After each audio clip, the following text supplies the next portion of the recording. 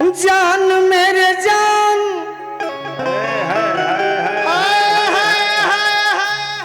चलिए इसी पर खींच देना है क्या? जान मेरे तुम ही हो,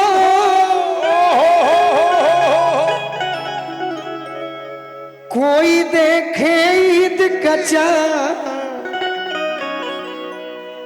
जान मेरे तुम ही हो।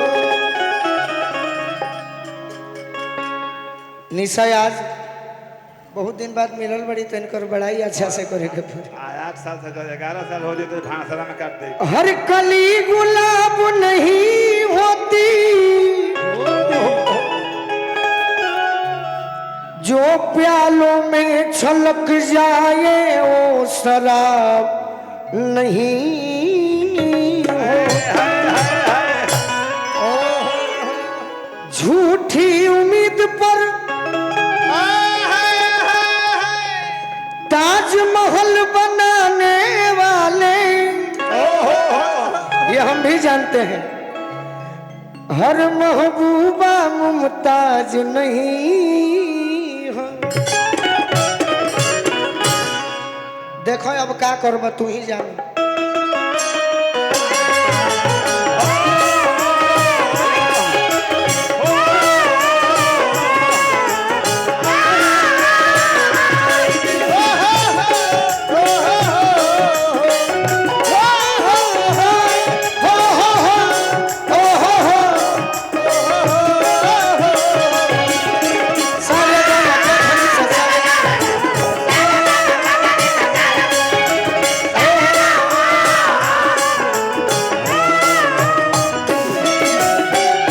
अगर आप लोग का मन होगा तो ये गाना हम सुना दें।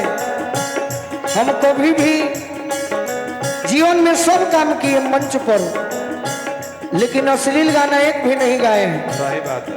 जो भी गाए डंके के चोट पर गाए हैं। काटने वाला विरोध करने वाला कर सकता है, लेकिन एक भी नहीं। सुनिएगा तो आज हाँ पहला मिलना मिलल सजन के सजना,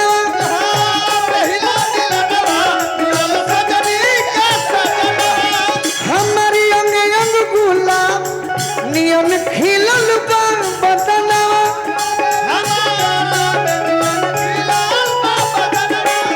सुनी सुनी भागवान जन बिहान हो खेती,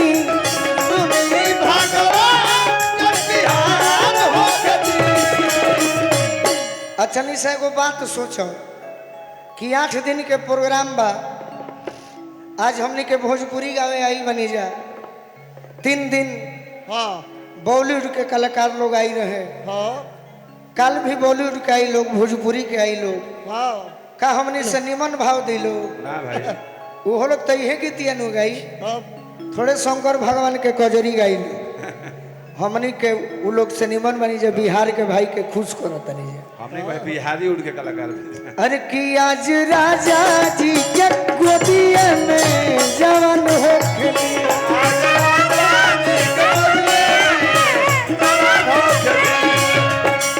चलिए एक लाइन पर झूमिए, हाथ उठाइए। एक लाइन पर झूमिए। मेरा गलती से गाना ट्रेंडिंग में हो रहा है निशा, हम बड़ी सौभाग्यशाली हैं तनी मनी। अरे बंगला गाड़ी झुमके कंगना सब दे देना उसको सजना, आग लगी उसकी आग लगी उससे जो मन को, दिल मत देना मेरी सौगन को, दिल मत देना मेरी सौगन को।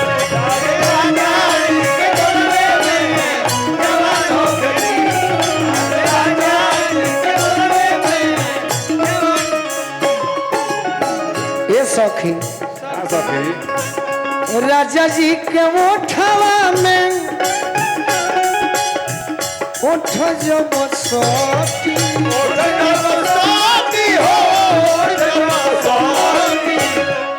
अच्छा इसमें कोई खराब लाइन हम गा रहे हैं? कुछ खराब है नहीं है तो हम तो दुनिया की बात बता रहे हैं जो आपकी पत्नी हाँ दुनियादारी हमारी भी पत्नी कहेगी कहे सही कि राजा जी के ओठवा में अरे उठ जाओ तब का हुई अरे भुक भुक बोरी हमारा दिलवा के बोती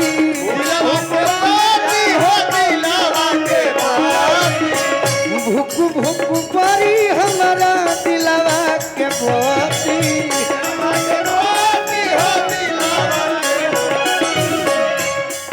रात भर लभ के दरियावे में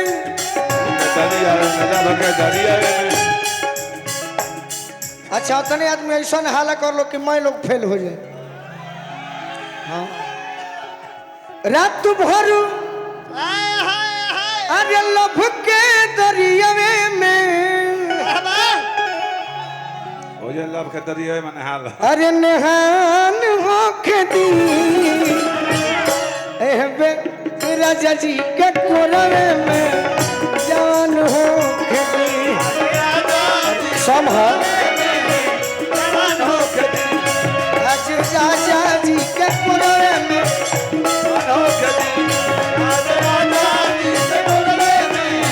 सुनो निशा जी एक लाइन अच्छा गाएंगी हम जानते हैं जब से तुम्हें देखा दिल को कहीं आराम नहीं। और जब पति पत्नी का रिश्ता एक ऐसा रिश्ता है जब सात बंधन में जब बनते तो एक दूसरे के सिवा किसी और कोई और नहीं दिखता है। इन होठों पे एक तेरे सिवा कोई नाम नहीं। बन गया हूँ मैं तेरा दीवाना धीरे धीरे से दिल को चुराना धीरे धीरे तुमसे प्यार हमें है कितना जाने जाना तुमसे मिलकर तुमको है बताना। आज राजा जी के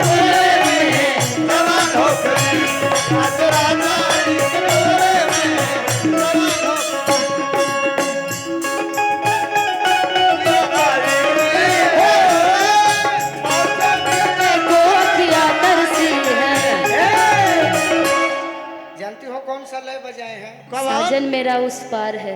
गाइए ना एक लाइन गाइए। साजन मेरा उस पार है मिलने को दिल बेकरार है। और लोग चाहते हैं कि मजा आए तो इसमें हम मजा दे रहे हैं कोई बुरा ना मानेगा। लड़की कह रही है क्या क्या कह रही है कि साजन मेरा